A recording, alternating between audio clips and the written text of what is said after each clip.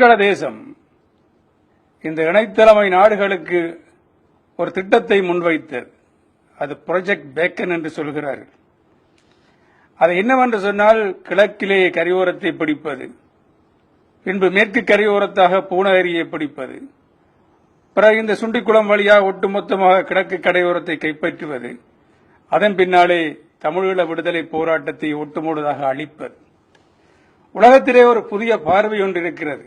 போராடுகின்ற இனங்களிடையே பேச்சுவார்த்தை நடத்துகின்ற போது பேச்சுவார்த்தை தீர்வு காண முடிவதில்லை. அங்கே ஒருவரை தோற்கடித்தால் சில வேளைகளில் ஒரு தீர்வை காண முடியுமா? அந்த வகையிலே ஒரு பரீட்சார்த்த களமாக இந்த மண் இன்று விளங்குகின்றது. எல்லா நாடுகளும் ஒரு பரீட்சார்த்த களத்தை இங்கே நடத்துகிறார்கள். இவர்களை அழித்துவிட்டால் அல்லது ஒடுக்கிவிட்டால் ஒரு நிலையான தீர்வை காணலாமா என்று பார்க்க விளைகிறார்கள். என்ன விடயம் என்று சொன்னால், அவர்கள் ஆரை அழிக்க விரும்புகிறார்களோ, அடிமைப்படுத்த விரும்புகிறார்களோ, அல்ல பிரச்சனையை தீர்க்க வேண்டும் என்று நினைக்கிறார்களோ, அவர்கள் ஒரு தொன்மையான இனம், மிக வீரமான இனம், எழுச்சி கொண்ட இனம், ஆருக்குமே அடிபணிய மணக்கும் மரபை, தேசிய தலைவர் பிரபாகரன் அவர்களால் வளர்க்கப்பட்ட ஒரு வீரமரபை கொண்ட இனம் என்பதை அவர்கள் மறந்து நிற்பதுதான். இருந்தாலும் இன்று உலகம் அதை புரிந்து கொண்டுதான் இருக்கின்றது. அது ஐரோப்பிய ஒன்றியம், அமெரிக்கா, நோர்வே, ஜப்பானோடு செய்யப்பட்டதானது. அதில் ஒன்றை சொன்னார்கள், நாங்கள் இந்த தமிழ் மக்கள் மீது நடவடிக்கை எடுக்கின்ற போது பெருமளவில் அழிவு வரும், பெரும் சத்தம் வரும், புலம்பெயர் நாட்டிலே குழப்பம் வரும், அங்கே மக்கள் சத்தம் போடுவார்கள், அவர்களை ஏதோ ஒரு வகையிலே அடைத்து விடுங்கள், குற்றம் சாட்டிய அந்த போராட்டத்துக்கான தூண்டுதலை ஒடுக்கி விடுங்கள். இந்த திட்டத்திலே அதுவும் இருக்கிறது. இன்றைக்கு ஏறத்தாழ 170 கிலோமீட்டர் எல்லை பகுதியிலே, அது மணலாறாக இருக்கலாம், மன்னாராக இருக்கலாம், வவுனியாவாக இருக்கலாம், முகமாலையாக இருக்கலாம், இந்த எல்லை பகுதியிலே போர் நடக்கிறது.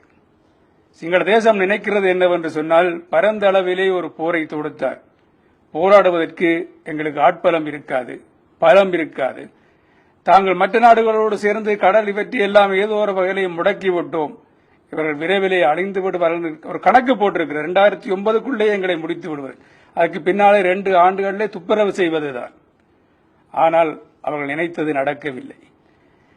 இந்த போரின் மூலம் ஒரு தேய்மானத்தை ஏற்படுத்தி எங்களை அழித்து விடலாம் என்று நினைக்கிறார்கள். இந்த தேய்மானத்திலே ஆர் முதலில் உடைவது என்பதுதான் கேள்வி. சிங்கள தேசம் உடைய போகிறதா அல்லது நாங்கள் உடைய போகிறோமா என்பதுதான் கேள்வி. ஒன்றை உறுதியாக நினைத்துக் கொள்ளுங்கள், இந்த மண்ணிலே வாழுகின்ற நாங்கள் உடைவதற்கு அல்லது வீழ்வதற்கு, அழிவதற்கு தயாராக இல்லை. போராடுவோம். அண்மையே நடந்த முகமாலை சமரை எடுத்துக் கொள்வோம். அது ஒரு எடுத்துக்காட்டாக எடுக்கிறேன். அந்த முகமாலை 7.5 கிலோமீட்டர் நிலப்பரப்பிலே ஒரு பெரும் பாரிய படையெடுப்பை செய்தார்கள். அதிலே ஏறத்தாழ 30க்கு மேற்பட்ட உள்நுழைவுகளை ஏற்படுத்தினார்கள். அது காலைக்குள்ளே அந்த கோடு என்று சொல்லப்படுகின்ற அந்த லாயின் காப்பரன் வரிசையை பிரித்து விட வேண்டும். பின் கையை காட்டியவுடன் டேங்கிகளும் அந்த கவச துருப்பு காவிகளும் எல்லாமே வந்து நகர்ந்து 2வது கோட்டை உடைத்து பழையை பிடித்து ஆனரவிலே 8 நாளின் பின் கொடியேற்றுவதுதான் அவர்கள் திட்டம். அங்கே அந்த 30க்கு மேற்பட்ட அந்த உள்நுழைவுகளிலே வலப்பக்கம் சிங்களப்படை, இடப்பக்கம் சிங்களப்படை, பின்னாலே சிங்களப்படை, ஒவ்வொரு காவலர்களும் போராளிகள் உறுதியோடு நின்றார்கள். எல்லோரும் புதிதாக இணைக்கப்பட்டவர்கள் தான், புதிதாக சேர்ந்தவர்கள் தான். கைகாட்டி கவசத்தை அழைக்க இருந்த சிங்களப்படை கைகாட்டுபவனே இல்லாமல் கொல்லப்பட்ட நிலையிலே தடுமாறி சீரடைந்து சிதைந்து பின்வாங்கியோர் வரலாற்றை நாங்கள் பார்க்கிறோம். எங்களை பொறுத்தவரை நாங்கள் போராடுவோம், உறுதியோடு போராடுவோம்.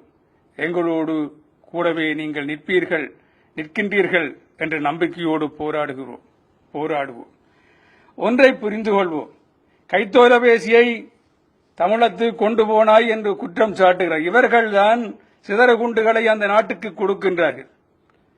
மேற்குலகம் எந்த சட்டங்களை பயன்படுத்துகிறதோ, கீழே உலகத்தை சுரண்டுவதற்காக எந்த சட்டங்களை போட்டதோ அதற்குள் ஓட்டைகளையும் வைத்திருக்கிறது. அந்த ஓட்டைக்குள்ளால் அவர்கள் வழியிலே, அவர்கள் முறையிலே நாங்கள் ஒன்றிணைந்து போராட வேண்டும், வீதியில் இறங்கி போராட வேண்டும். அகமிஞ்சினால் என்ன செய்வார்கள்? சிறைகளிலே அடைப்பார்கள், சிறைகளிலே நிறைய வேண்டும். இதைத்தான் மகாத்மா காந்தி அவர்கள் செய்தார்கள். ஏதோ ஒரு வழியிலே எங்கள் குரலை எழுப்ப வேண்டும். நீங்கள் இந்த உலக நாடுகளிடம் ஒன்றை கேளுங்கள், முடிந்தால் துணிவிருந்தால் விடுதலை புலிகள் தமிழ் மக்களின் பேராளர்கள் தானா என்ற ஒரு கேள்வியை கேளுங்கள். தமிழர்கள் தன்னுரிமையை கேட்கிறார்களா என்ற கேள்வியை கேட்டு தமிழ் மக்களிடையே ஒரு கருத்து கணிப்பை நடத்தி பாருங்களேன் என்று கேட்டு பாருங்களேன். முடிந்தால் செய்து பார்க்கட்டுமே. அது முடியாது. ஏனெனில் நாங்கள் நிச்சயமாக வெற்றி பெறுவோம். தமிழர்களுடைய பேராளர்களாக விடுதலை புலிகள் தான் இருக்கின்றார்கள் என்று உரத்து குரல் கொடுங்கள். தமிழீழத்துக்கான தன்னுரிமைக்கான கோட்பாட்டுக்காக உரத்து குரல் கொடுங்கள். நாங்கள் வீரத்துடன் போராடுவோம், உறுதியுடன் போராடுவோம்.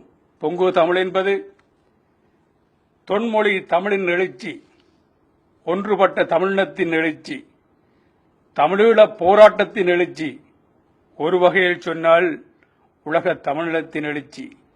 நீங்கள் எழுந்து நின்று உரத்து குரல் கொடுத்து ஒன்றுபட்டு குரல் கொடுக்கின்ற போது நிச்சயமாக இந்த உலகம் உங்கள் குரலுக்கு செவிசாய்க்கும்.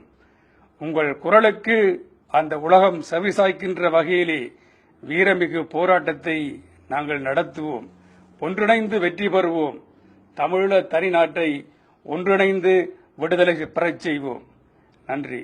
புலிகளின் தாகம் தமிழீழத் தாயகம்.